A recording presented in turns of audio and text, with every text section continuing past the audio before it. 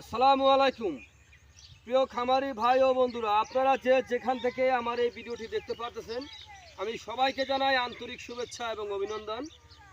আজকে একটি ঘাসের জমিতে আসলাম। এই ঘাসটার নাম হচ্ছে ইন্দোনেশিয়ান স্মার্ট নেপিয়ার ঘাস। এই ঘাসটায় পাতা অনেক বেশি। এই ঘাস গরু, ছাগল, ভেড়া, মহিষ সকল গবাদি পশু এই ঘাসটা খেয়ে থাকে।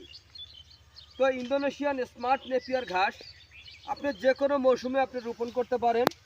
এই ঘাসে পাতা প্রচুর পরিমাণে পাতা হয়ে থাকে। প্রথমে যদি আপনার 4 থেকে 5টি গিটের একটি কাটিং রোপণ করবেন, একটি কাটিং থেকে প্রায় যেটা কম করে চারা গজিয়ে থাকে, তাও 50-60টি চারা গজিয়ে থাকে।